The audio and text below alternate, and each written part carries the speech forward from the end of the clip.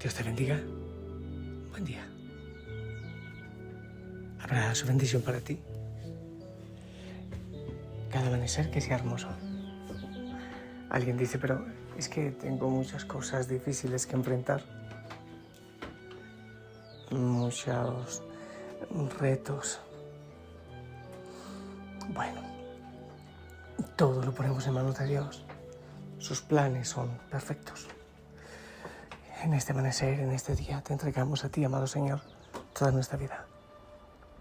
Que venga el Espíritu Santo y nos acompañe en este ratito de reflexión. Ayúdanos, amado Señor, a vivir más en ti, más en el silencio, más en la contemplación, más en tu amor. Virgen María, por favor, abrázanos, acompáñanos, defiéndenos también de las asechanzas del enemigo, San Miguel Arcángel, defiéndenos en la lucha. Hijo y Hosana, ¿te parece bien que vayamos de una vez con la palabra? Hechos 9, del 1 al 20. En aquellos días Saulo seguía echando amenazas de muerte contra los discípulos del Señor. Fue a ver al sumo sacerdote y le pidió cartas para la sinagoga de Damasco, autorizándolo a traerse presos a Jerusalén a todos los que seguían el nuevo camino, hombres y mujeres. En el viaje cerca ya de Damasco, de repente una luz celeste lo envolvió con su resplandor. Cayó a tierra y oyó una voz que le decía, Saulo, Saulo, ¿por qué me persigues? Preguntó él, ¿quién eres, Señor? Respondió la voz, soy Jesús, a quien tú persigues. Levántate, entra en la ciudad y allí te dirán lo que tienes que hacer. Sus compañeros de viaje se quedaron mudos de estupor porque oían la voz, pero no veían a nadie. Saulo se levantó del suelo y aunque tenía los ojos abiertos, no veía. Los llevaron de la mano hasta Damasco. Allí estuvo 3 días ciego, sin comer ni beber.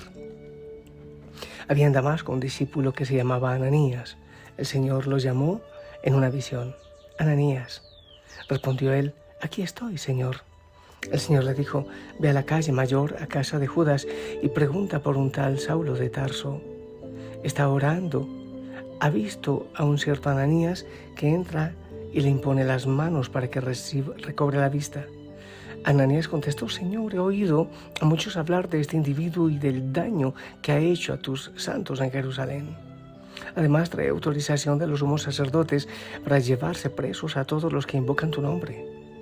El Señor le dijo, anda, ve, que ese hombre es un instrumento elegido por mí para dar a conocer mi nombre a pueblos y reyes y a los israelitas. Yo le enseñaré lo que tiene que sufrir por mi nombre. Salió Ananías, entró en la casa, le impuso las manos y dijo, hermano Saulo, el Señor Jesús que se te apareció cuando venías por el camino, me ha enviado para que recobres la vista y te llenes del Espíritu Santo.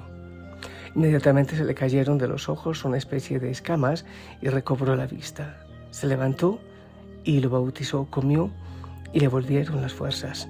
Se quedó unos días con los discípulos de Damasco y luego se puso a predicar en las sinagogas afirmando que Jesús es el Hijo de Dios. Palabra de Dios. Saulo, a ver, espérate, es que estaba mirando aquí una cosa. Ya. Saulo puede decir uno que es un hueso difícil de roer. Era un hueso difícil de roer. Tenía muchas cosas que podían impedirle la conversión a Jesús, pero es que unas barreras tremendas.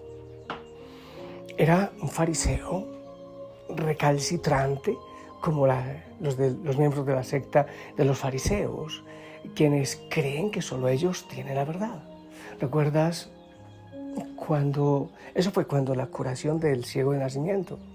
Una expresión que dicen los fariseos, esos ignorantes son unos malditos. Así dicen, es decir, solo ellos tenían la razón. Bien, aparte de eso, era un hombre de una inteligencia superior y bueno, seguramente se creía mucha cosa. hablaba algunos idiomas, tenía ciudadanía romana, era fariseo, tenía muchos polos de atracción. Creo que tenía una personalidad impresionante porque solo es ver en las cartas que escribió la personalidad que tenía. Agresivo, aguerrido. Dice también la palabra del Señor que cuando el martirio de Esteban, él aprobaba, ponían los mantos a sus pies mientras los apedreaban.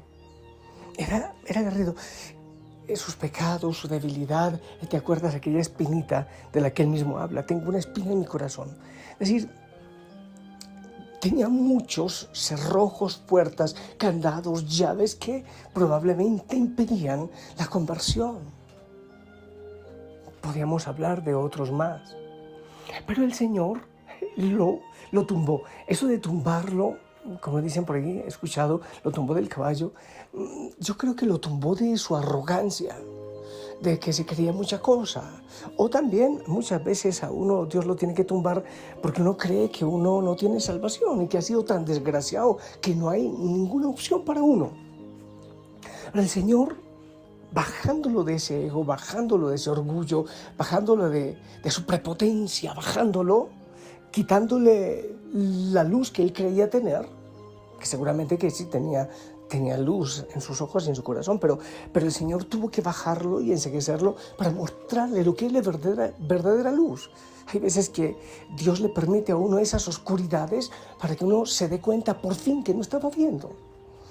Y por medio de ese proceso de abajamiento, de caída, el Señor le mostró cuál era realmente su propósito para con él, para con Pablo. Y aquí ya vamos con nosotros. Nuestras cegueras, nuestras a medias luces que vivimos muchas veces, nuestro conocimiento que es realmente digno de burla frente al conocimiento de Cristo, aquello que en lo que nos creemos fuertes nosotros, que al final muchas veces puede ser nada más una manifestación de nuestra debilidad. El Señor viene a vencer todas esas debilidades que hay en nosotros para llamarnos, para atraernos. Si el Señor lo logró con Pablo, si el Señor pudo abrir todas esas puertas que podían cerrar esa relación, pero ¿por qué no con nosotros? ¿Por qué no? Es misericordia si el Señor viene y nos muestra nuestra debilidad. Es misericordia. Es misericordia cuando muchas veces el Señor nos ayuda a sentirnos débiles y frágiles, que no somos capaces por nosotros mismos. Es misericordia. Que nos sintamos caídos. ¿Cuántas arrogancias ha tenido que ayudar el Señor a debilitar para que por fin uno diga, Señor, es que eres tú? Se me viene a la cabeza Tomás, sí, el apóstol. Sus dudas, sus desconfianzas, sus historias de frustración. ¿Y cómo termina después de que el Señor le hace ese proceso de conversión? Señor mío y Dios mío, Señor mío y Dios mío. ¿Eso qué quiere decir? Señor, ahora me doy cuenta que no era nada lo que yo tenía, que me creía mucha cosa, pero resulta que eres tú a quien yo necesitaba. Otro ejemplo, el de Marta, la de Betania. Muy ocupada en todas sus cosas, pero después, ante la muerte de Lázaro, le dice al Señor, eres tú quien tenía que venir al mundo. Ahora recuerdo que lo más importante es estar contigo y a tu lado. Y así por el estilo podemos pensar en vida de tantos santos que tuvieron que caerse de su arrogancia. Si el Señor fue capaz de franquear esas puertas, de cruzar esos lugares a veces tan infranqueables en la vida de tantos de ellos, pues lo va a hacer en nosotros. Ayudemos un poquito a sentirnos débiles, frágiles, necesitados. Señor, eres tú a quien yo necesito. Yo sé que también estas puertas, estas barreras de pecado, de fragilidad, de arrogancia que hay en nuestra vida, tú, Señor, puedes cruzarlas. Cristo resucitado, acuérdate que estaban los discípulos encerrados por miedo y el Señor pasa sin ningún problema y tiene encuentro con ellos. Así como con Pablo, así como con los discípulos atemorizados, así como con Tomás, así como con tantos, Señor. Nosotros mismos ponemos barreras porque nos da miedo encontrarnos contigo, o porque creemos que tú no puedes hacer nada en nuestro caso. Que yo no sea un caso perdido, que yo no me crea un caso perdido, Señor. Ante la desilusión de aquellos discípulos de Emaús, frustrados, vienes tú, Señor, y te haces presente, te haces el encontradizo. Ven, Señor, ablanda nuestro corazón, tantas veces endurecido por tantas realidades. Toma nuestro corazón, toma el mío, toma el corazón de esta familia Osana, de todos los servidores, toma el corazón de los sacerdotes. Que gritemos con fe, te necesito, Señor. Es a ti a quien mi corazón anhela. Ven, Señor. 2000 años atrás a tus amigos invitaste a cenar y ahí les prometiste que con ellos por siempre ibas a estar. Y ahora cada vez que el toma nuestro corazón, ayúdanos, Señor, que nos sintamos necesitados, frágiles, urgidos de ti, de tu fuerza, de tu luz, de tu conocimiento.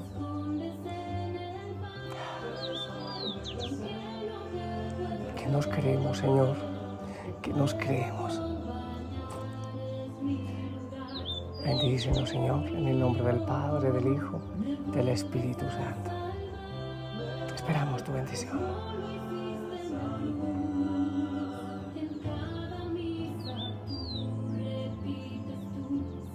Amén. Que se haga tu voluntad y como la Virgen María. Y aquí los esclavos del Señor. Que se haga en nosotros según tu palabra. Amado Señor, necesitamos ver tu luz, verte a ti. Queremos darte la vida, mi Dios amado.